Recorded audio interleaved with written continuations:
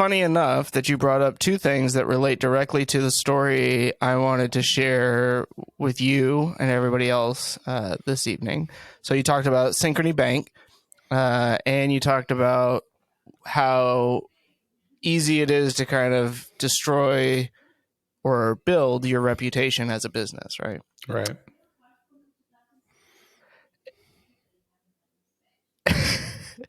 BMO Harris Bank. Oh, God. Yeah, Chris stepped in it again. I know. But since the Synchrony Bank episode was so popular, I thought, why don't I get myself in some more financial trouble and see if that gains us some more followers? But can we start with the fact that I understand math and whatever the people are going to say in the comments, I get it. Like the time value of money. Time value of money. Yeah. All right. So last year, you might recall, I purchased let me clarify.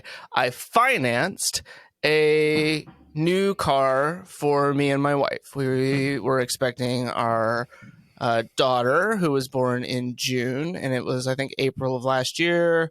She convinced me to go car shopping, even though I knew that going car shopping meant we were coming home with a car. Right. And so we go to the Kia dealership and we find the car that she really wanted. And I got him to a price that I was comfortable with. And they're like, all right, cool. You know, financing, put some money down. Ends up that the bank BMO Harris, that's BMO Harris Bank, was the bank that provided financing for us. At first, no real issues, get set up in their online system and schedule automated payments, blah, blah, blah. Everything's going fine.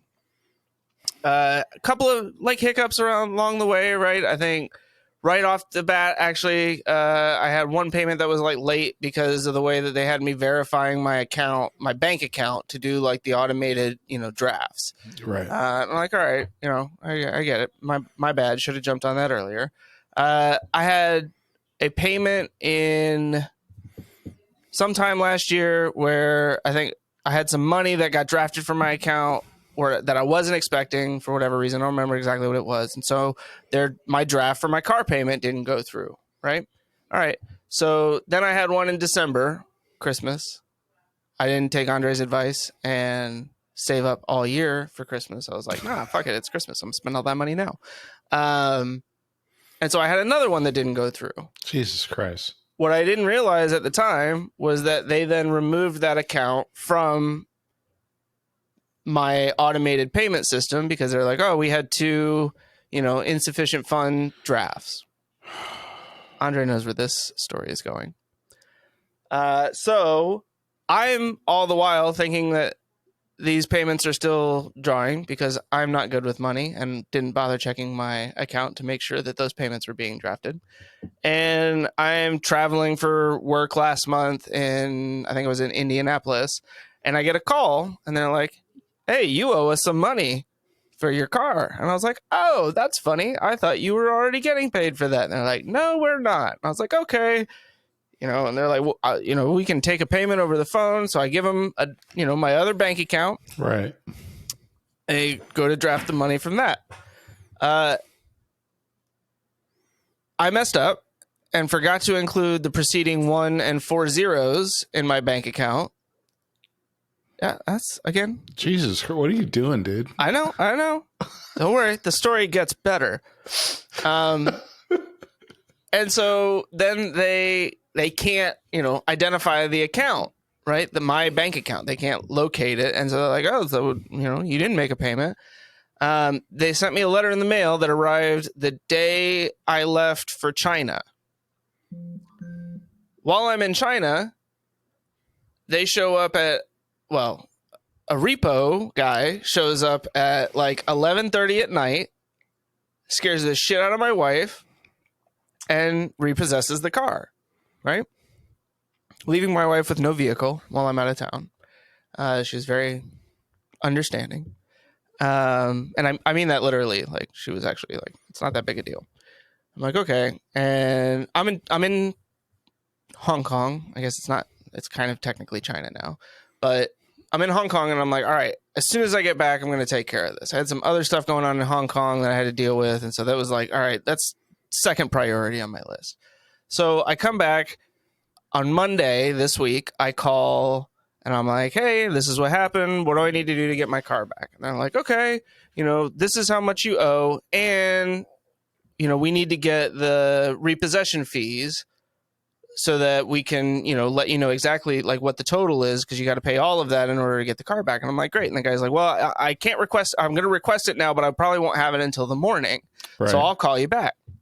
So Tuesday morning, don't hear from him. Tuesday early afternoon, I call and I talk to this lovely woman, Charmaine, that I got to give a shout out to, because of all the people that I dealt with in this thing, she was the only one that I felt like was actually like helpful and provided good customer service. So Charmaine at BMO Harris, thank you. This is for you. This is for you, sort of. Really, this is why you should never work with BMO Harris Bank. Jesus Christ. So I call she. Or maybe it should be called "Why Chris?" Yeah, needs to slow down a little bit before he starts spending money. Yeah, that's probably more accurate. So she gets all the information for me. I make a payment using my debit card this time, so that it actually goes through immediately. And she's like, "Great, now you need to call this number, and they will tell you where your car is and what you need to do to pick it up." And I'm like, cool. So I call, it's this location services, right? I should mention, when I called on Monday, the guy said, all right, well, the first thing I'm going to do is I'm going to put a hold on your account, because the car can be transported to auction within 72 hours of the repossession, right? And he's like, I don't have a note on the account yet that it's been moved, so I'm going to go ahead and put a hold on it so that it doesn't go anywhere. And I'm like, great, appreciate that. So she's like, great. So I call location services, and they're like, all right, it's at this repo lot. Here's the number for them. All you got to do is call. I see everything is cleared on your account. Call them and make an appointment to pick up the car. The repo lot was already closed because they decide that they're only going to stay open until 4 p.m. That's fine, sure. Not their fault. No, it's not. Yeah. So the next morning, I'm like, all right, they open at 9. I get up, 9 o'clock. I call. I get sent a voicemail. I leave a voicemail. And I'm like, well, I'll call back. 30 minutes later, call back. Voicemail. Another 30 minutes. Voicemail. Finally, at 10:30, I get some guy that picks up. And I'm like, hey, my car's there. I want to pick it up. I got everything paid off. And he's like, last 6 of the VIN, give that to him. He's like, what kind of car is it? I was like, 2022 Kia Carnival. He's like, the van? And I was like, yeah. Sure. He's like, that already went to auction yesterday. I'm like, well, that's funny, because the bank told me they were putting a hold on the account so that wouldn't happen. He was like, well, they didn't call to cancel the transportation services, so they showed up to take the car, and we let them take it. I'm like, okay. He's like, don't worry, we got all your personal stuff out of it. And I'm like, that's thanks. Irrelevant. Yeah. So I'm like, all right, well, can I at least come pick up my stuff? And he's like, hold on, puts me on hold for 5 minutes, comes back, he's like, can I call you back? I'm like, how hard is it to tell me whether or not I can come pick up my personal stuff? I'm like, sure. So then I get a call back later in the afternoon. By the way, this whole time on, what is it? It's Wednesday at this point, right? I'm trying to call the BMO Harris repossession line. Every single time that I call, it's forwarding me to a voicemail, telling me to leave a message because all of their agents are busy helping other customers. Like, not even like put me on hold for a little bit and then send me to voicemail. Just immediately, like, all of your call is very important to us, but all of our agents are busy helping people we like more than you. So Leave a message. We'll call you back within 24 hours. I'm like, bitch, I don't have 24 hours. What if my fucking car goes up for auction? Like, my understanding wife is not so understanding. Yeah. So, in the meantime, I finally get a call back from the repo lot, and they're like, it's going to be $75 to come pick up your personal items. I'm like, excuse me? And they're like, yeah, it's $75, and you have to pay in cash. I'm like, I'm sorry. What? I have to pay $75 to get the stuff that you took out of my car because the bank didn't bother to cancel the transportation and my car was repoed? It's not our policy, it's the bank's. I'm like, that sounds fishy as hell. Whatever, I want my shit back. So I drive up there, I pay the $75, and while I'm there, I'm like, just out of curiosity, did you guys get anything from the bank saying the account was on hold? Yeah, we got the hold notice, but they didn't cancel the transportation services, so we let the car go. Cool. Finally get through to the repo line. It's Charmaine again. Hey, Charmaine. And I'm like, hey, Charmaine, I talked to you yesterday. And she's like, oh, yeah, I remember. I'm like, she's like, how are you doing? I was like, I've been a hell of a lot better than I am right now. And she's like, oh, no, what happened? I'm like, well, they sent my car to auction. She's like, what? I'm like, yeah, apparently they say that the bank never canceled the transportation service for it. And she's like, oh, okay. Hold on. Puts me on hold. Comes back. Well, I have good news and bad news. It's like, oh, I love good news and bad news. The bad news is it did go to auction and they shipped it to Charleston, South Carolina. I'm like, okay. What's the good news? The good news is we're not going to make you pay the fees for transporting it to the auction house. That's an insult to my intelligence. The other bad news is that you're going to have to go get it from Charleston, South Carolina.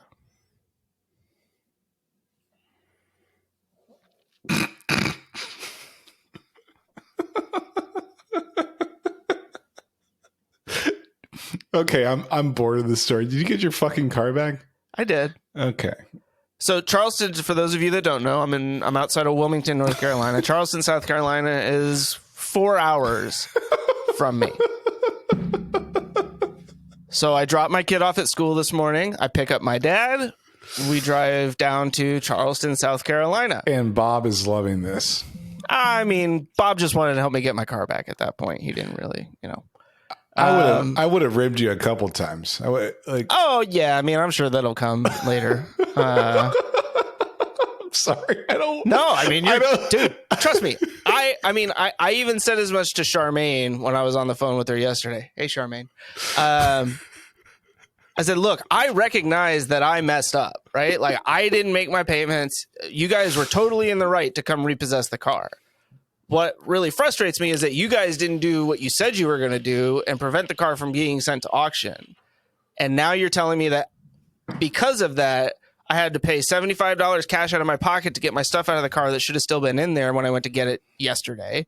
And I got to drive 8 hours round trip to go pick up my car. And you're telling me the good news is I don't have to pay for you guys having transported it down there, or whatever the fee is that the auction house usually charges, which apparently is $50 to redeem the vehicle. So we got down there, the auction house. There was no issue there. They never even put the car inside the fence. Like, they got there, they parked it outside because they had already gotten word that I was coming to get it. So I got the car back. Pretty sure I got all my stuff. I haven't dug through the trash bag of stuff. That's an expensive garbage bag. It is. This is a $75 garbage bag. I'm putting that. But to be fair, I had like a $300 car seat in there. I had a stroller. There was a lot of stuff. There was more than $75 worth of stuff in there. But yeah. So while I'm on the phone with Charmaine, hey Charmaine, I'm like, all right, look, I'm not mad at you, obviously, because you didn't do this, but I'm really frustrated. To me, it would only seem fair that you guys at least pay the $75 fee for me that I had to pay to go get my stuff out of, from the repo company. And I'm going to have to drive 4 hours each way to go pick up my car that you guys shouldn't have let go down there. So some reimbursement for gas or time or both would really be nice. And she's like, all right, let me put you on hold. I'll speak to my supervisor. She comes back. I'm really sorry, but since the $75 isn't our fee, we can't reimburse you for it. I said, well, what about, having to go pick it up? No, there's nothing we can do about that either. You can speak to my supervisor if you want. I'm like, why? You already spoke to him. Like, what am I going to do except get more upset than I already am?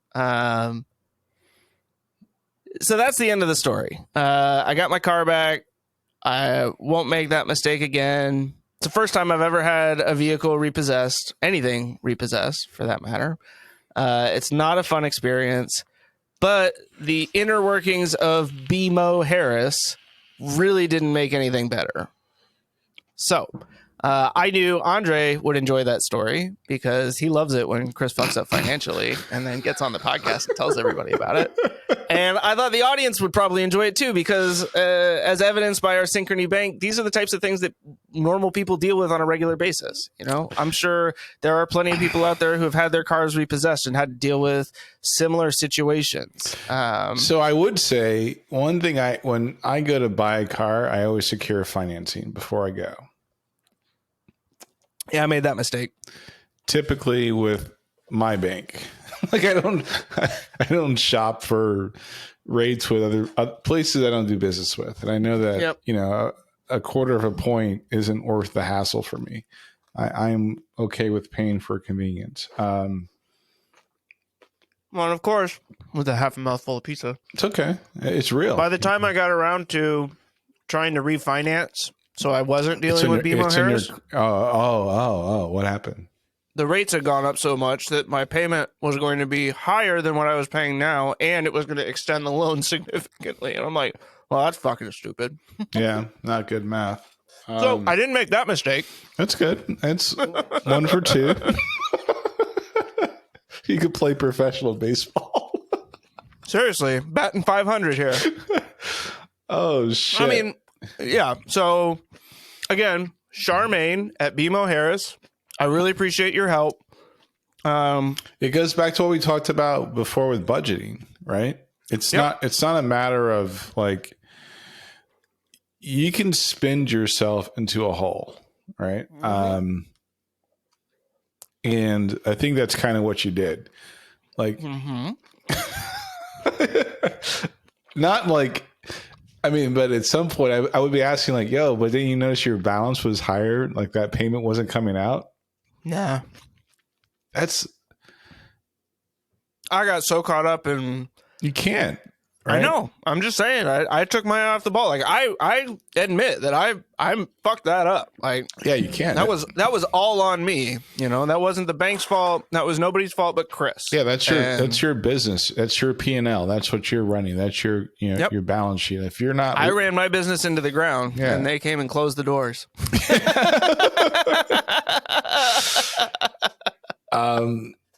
So that would be like observation number 1. Well, number 2, because the first thing I would have done was secure financing before I went to go buy the car. We bought, like, my wife a new car a few months ago, and the first thing I did was, I knew what our budget was, and because you're smart like that. Well, sure, and I wanted to make sure that, because I know dealerships will try to rape you with financing. And I didn't want to play that game. It's kind of like, no, if you can beat this rate, then sure, I'll go with your financing. But if not, I think I'll be, and I never say what I've got. I always say, I think I'll be good. And even the lease was expensive. It was outrageous, fucking outrageous. But I also look at the term of a loan as it's kind of like how I look at a due date for a bill.